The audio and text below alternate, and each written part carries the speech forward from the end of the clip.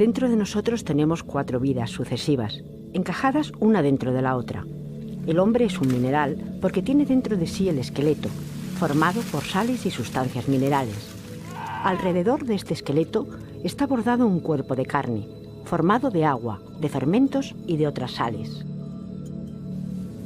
El hombre también es un vegetal, porque como las plantas se nutre, respira, tiene un sistema circulatorio, tiene sangre como la linfa, se reproduce.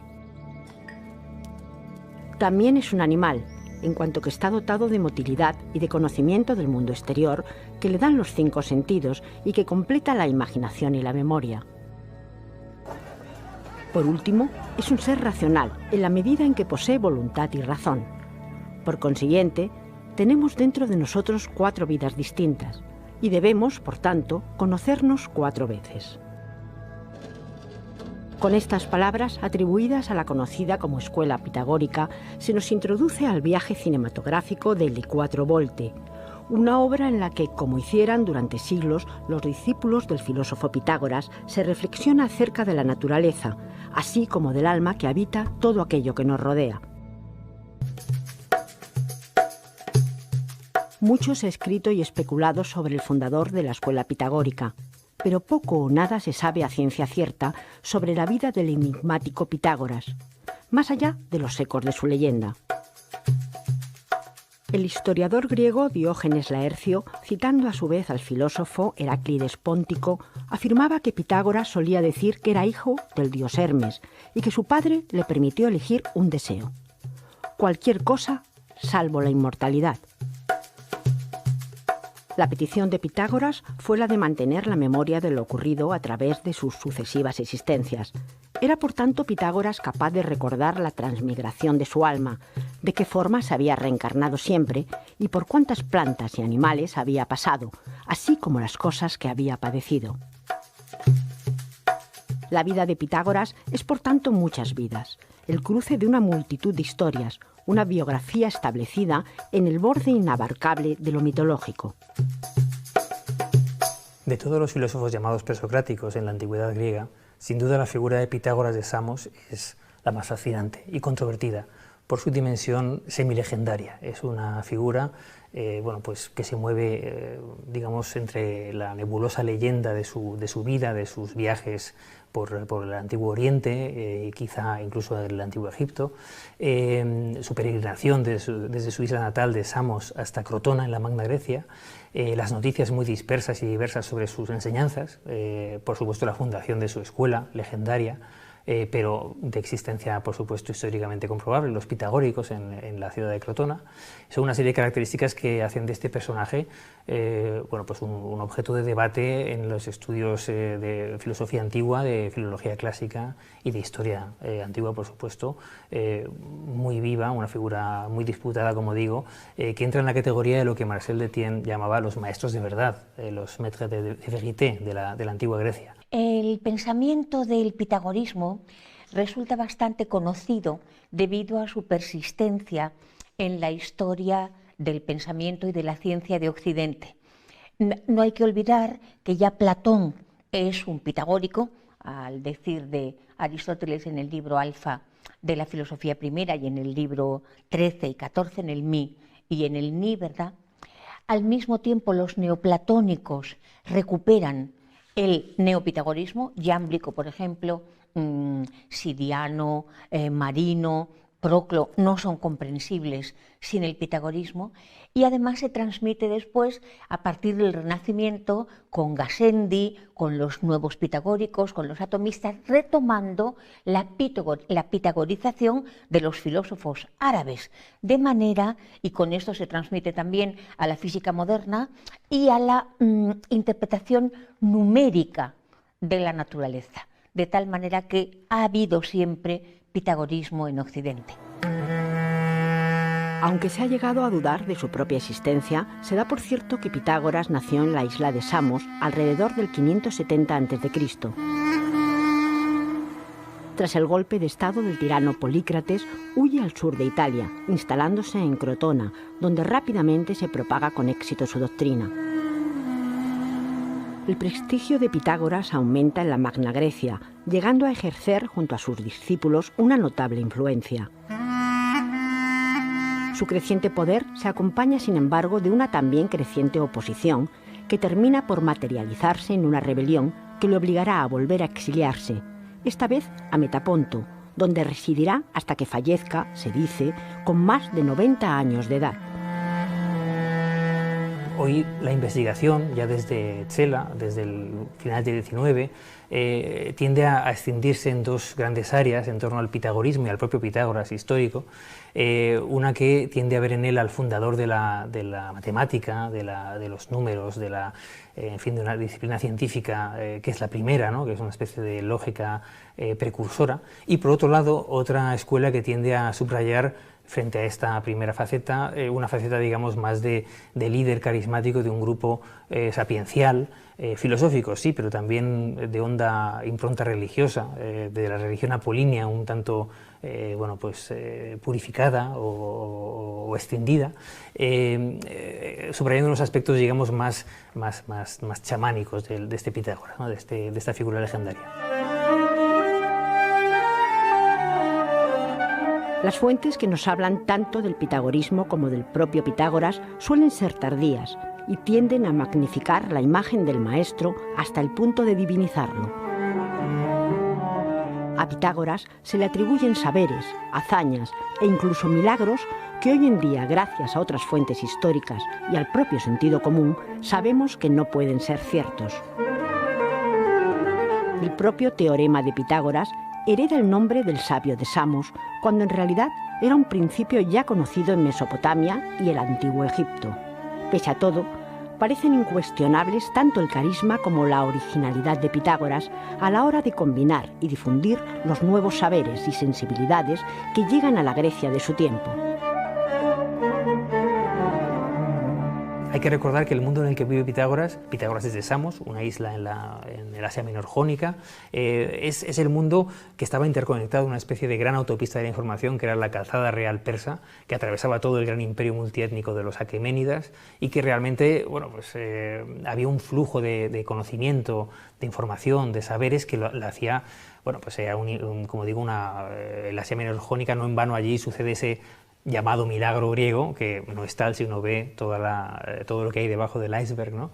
Realmente, pues pensemos que en época de Pitágoras, y un poco antes y un poco después también, los persas llegan hasta la India y conquistan también y tienen el Egipto. Es decir, es un imperio que se extiende, bueno, por supuesto Babilonia, los caldeos, Palestina, todos los centros del saber del Oriente Antiguo están bajo dominio persa y confluyen, no por casualidad, en esa gran carretera, como digo, esa calzada sagrada que va atravesando las capitales del imperio aqueménida y que acaba en el Asia Menor griega, ¿no? No es difícil pensar en Samos o en Halicarnaso o en Mileto como bueno, pues un lugar donde iban a desembocar esas ideas desde tan lejos como los brahmanes en la India o los sacerdotes egipcios o babilonios, etcétera, etcétera.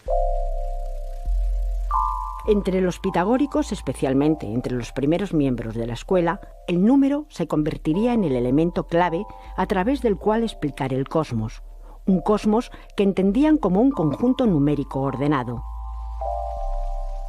Detrás de la realidad misma subyacerían principios matemáticos, razonamiento que, llevado al extremo, condujo a los pitagóricos a afirmar que absolutamente todo lo que nos rodea son números, unos números que incluso tendrían su propia entidad corpórea.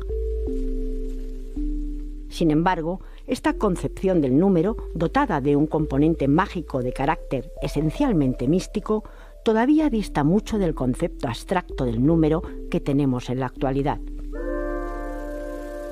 Lo que no ha sido tenido en cuenta suficientemente, no ya por la cultura científico-mental más o menos divulgativa de Occidente, sino por la filosofía, es justamente la crítica que hace la ontología constantemente a esta metafísica del número. ¿Por qué razón? Porque independientemente de que la realidad pudiera estar constituida, que es una tesis muy atrevida, por relaciones numéricas, geométricas, simbólicas o musicales, el problema de la crítica de la filosofía, para empezar por Aristóteles al pitagorismo, escribe varios libros contrapitagóricos, es el siguiente: si los arjai, los primeros principios, fueran números, esto sería quedarse a medio camino, porque las síntesis son compuestas y por lo tanto descomponibles y además corruptibles, de tal manera que las síntesis siempre tendrían que referir a primeros principios anteriores que a su vez ya no podrían ser sintéticos ni compuestos. Las teorías básicas de los pitagóricos se han podido abordar gracias sobre todo al estudio que de las mismas hace Aristóteles. El propio Aristóteles proclamará en su Metafísica: los llamados pitagóricos se aplicaron al estudio de las matemáticas y fueron los primeros en hacerlas progresar, creyendo que sus principios eran los principios de todas las cosas y que todo cielo era armonía y número. Y si algo faltaba en alguna parte, se desvivían porque todo el sistema les resultara coherente. Por ejemplo, como les parece que la década es perfecta y abarca la naturaleza entera de los números, afirman que los cuerpos que se mueven por el cielo son 10, aunque los visibles son solo 9, y se inventan por esta razón la antitierra. La localización de Aristóteles en estos contrapitagóricos, en los que incluye a Platón, es una crítica radical que va a las raíces, ¿verdad?, y muestra que hay una dimensión perteneciente a la imaginación extensa y a la memoria cuantitativa que se queda a medio camino, que es esquemática y que por lo tanto no aborda otra imaginación más radical, esta sí límite, limítrofe, ¿verdad?, que es la imaginación creativa. Esto tiene mucha importancia en un elemento que no podemos nosotros olvidar, y es que este carácter cuantitativo, numerológico, incluso simbólico, que tanto ha fascinado luego a la ciencia de la naturaleza occidental, es para Grecia mitológico, es cosmogónico, es genético, no llega a los últimos y primeros principios de la realidad, que son intensivos, que no pueden ser cuantitativos porque no pueden ser divisibles, y que sí se localizan en acciones intensivas que dan lugar a comunidad y no en compuestos que tienen un correlato abstracto conceptual. En esta ordenación numérica del cosmos jugaba un papel trascendental la noción de armonía. Alejandro de Afrodisias, comentarista de las obras de Aristóteles, afirmaba que según los pitagóricos, el universo todo se halla configurado de acuerdo a una escala musical, pues está compuesto de números y conforme a número y a una escala. Aunque, como todo lo que rodea su figura es difícilmente constatable, se le atribuye a Pitágoras el descubrimiento de los intervalos musicales regulares. La música tiene un papel también fundamental junto a la matemática, y obviamente son dos disciplinas que van de la mano, ¿no? Aún hoy, por supuesto, cualquier músico lo sabe, ¿no? En cuanto a el hallazgo supuesto de la llave de las escalas por Pitágoras, en las fuentes, por ejemplo, bueno, pues he hablado de Jámblico antes, ¿no? Los neoplatónicos que transmiten sus vidas de Pitágoras, tiene todas las marcas literarias de ser una leyenda de una revelación. Parece que Pitágoras pasa por una fragua donde está oyendo un martillear en el yunque, y de repente tiene una iluminación acerca de cómo la matemática rige la música y cómo se pueden estudiar las escalas. Bueno, es un pasaje muy bonito, pero que cualquier músico que lo lea ve que es falso, ¿no? Los propios cuerpos celestes situados en torno al centro del cosmos se hallarían a distancias proporcionales. En palabras igualmente de Alejandro de Afrodisias, estos cuerpos se mueven unos más deprisa y otros más despacio, y producen en su movimiento un sonido grave los más lentos, agudo los más rápidos. Tales sonidos, según la proporción de sus distancias, producen un conjunto afinado. Hay testimonios sobre la curación por la música, sobre la práctica de ensalmos, de himnos, meditación, al levantarse, al irse a acostar, la curación por la música, ¿no? Hay testimonios de esto. Quizás esté más cerca del Pitágoras histórico o del pitagorismo más antiguo, esta aproximación de la música como ensalmo, que el de la música como escala matemática, quizás, ¿no?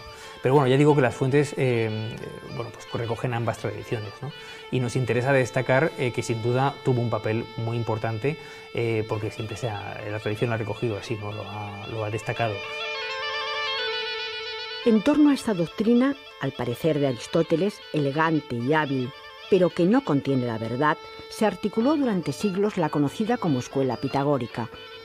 Esta comunidad hermética se regía por una serie de principios en ocasiones más propios de una incipiente religión que de una escuela de pensamiento. La conducta de los integrantes del grupo se establecía en función de un estricto código espiritual, propiciador de un estilo de vida a través del cual sus miembros llegaban a la salvación. Normas, entre otras, como no aceptar golondrinas en casa, no comer habas, no llevar anillos o no orinar en dirección al sol, componían una lista de obligaciones y tabús de alto y, en ocasiones, incomprensible contenido simbólico. Heredera de muchos de los ritos órficos contemporáneos, así como del zoroastrismo, la escuela pitagórica extendió su influencia hasta el punto de adquirir una importancia determinante en el panorama político de su tiempo. Una de las notas definitorias del pitagorismo, frente a otros movimientos no lejanos, es su interés por la política. Y esto ha llevado también a teorizar sobre en qué medida los pitagóricos querían cambiar la sociedad externa.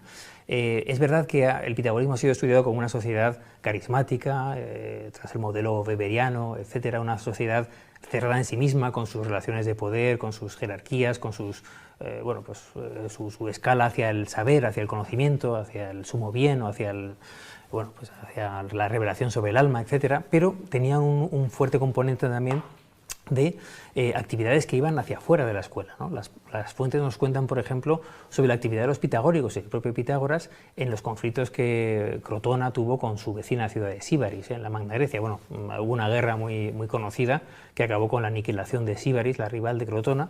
En las fuentes se recoge también la actividad de Pitágoras como mediador diplomático con los embajadores de la ciudad rival.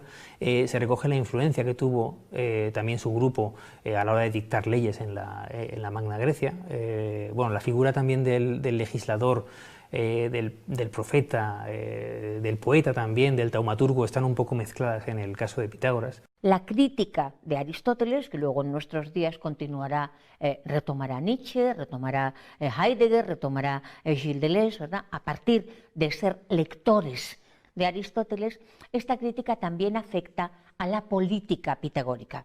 Los pitagóricos son una secta de oligarquía cientifista que gobierna sobre los artesanos y sobre los militares a través de el haberse hecho dueños del número, el que posee el número y por lo tanto las ciencias de la medición, la medicina armónica, la astronomía, la agrimensura, se coloca por delante del cosmos, del orden, del tiempo, del lenguaje, del mundo. Pero esto es mitológico, dice la crítica griega. Y esto no podemos olvidarlo porque por mucho que la ciencia o cierta intelectualidad se haga pitagórica, sin embargo la crítica de la ontología rigurosa es la que vuelve a retomar el pensamiento contemporáneo. El respeto en la polis por el resto de los ciudadanos era una de las consecuencias directas de la creencia de que todos los hombres en particular y todos los seres vivos en general somos congéneres.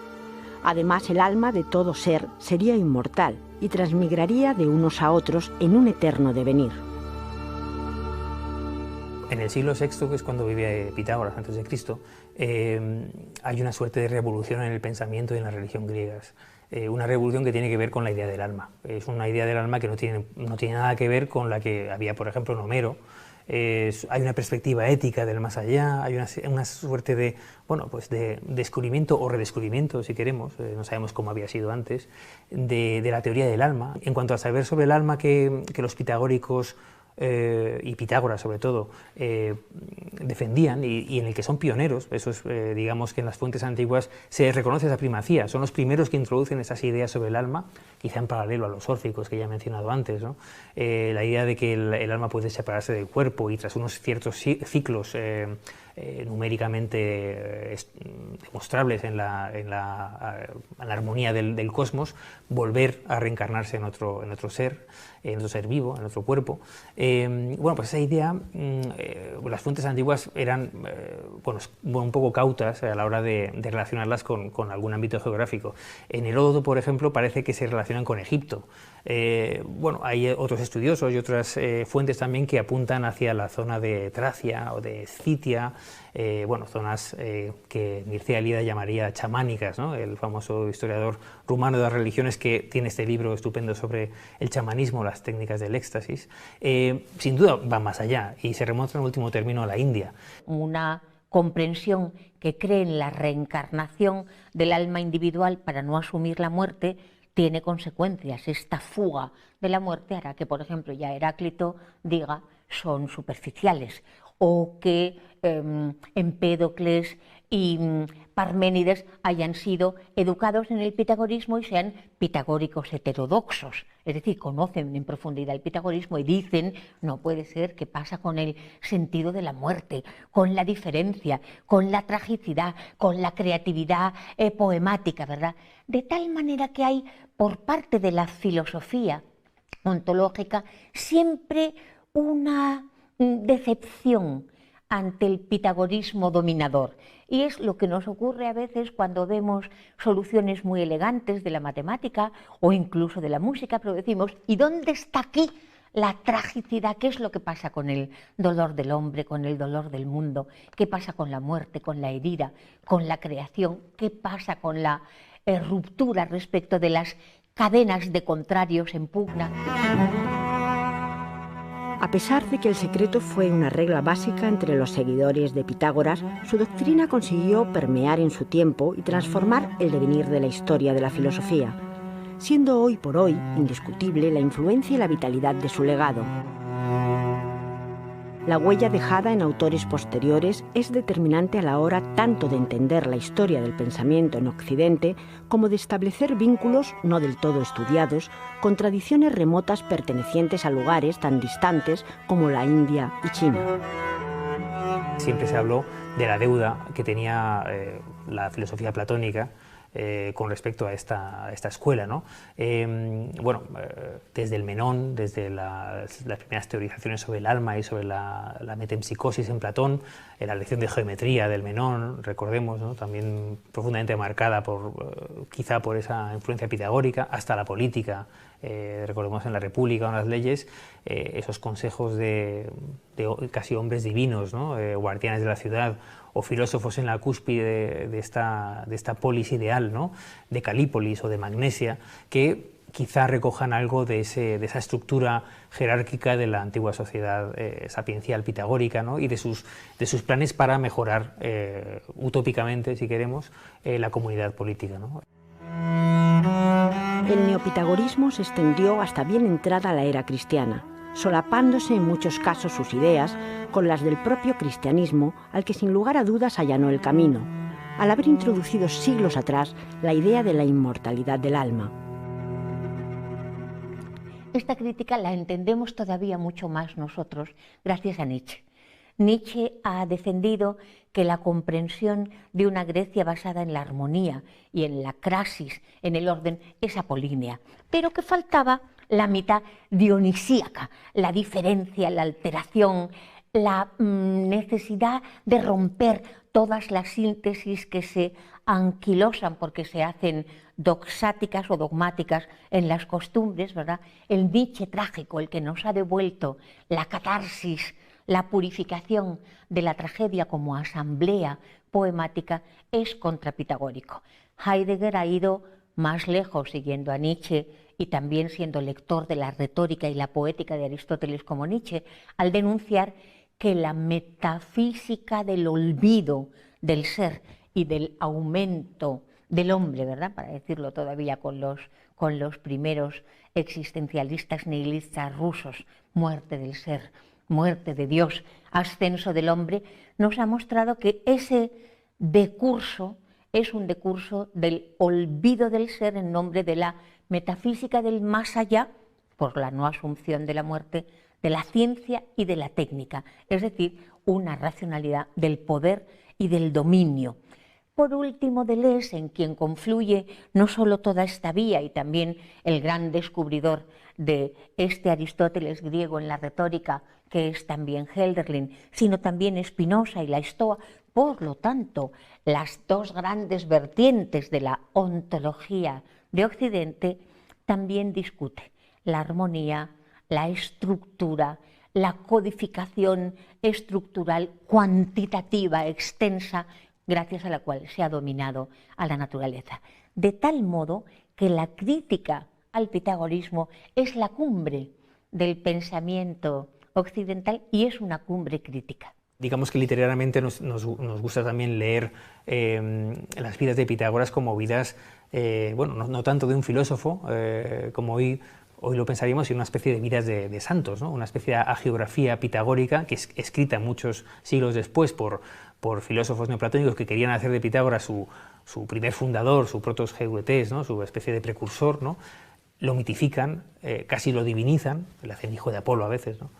Lo convierte en una figura que sabía de todo, que era precursor no solo de la música, sino de la medicina, matemática, de la política, de la retórica, en fin, es una especie de maestro de maestros en el que se va a convertir la figura histórica de Pitágoras ya en la antigüedad tardía.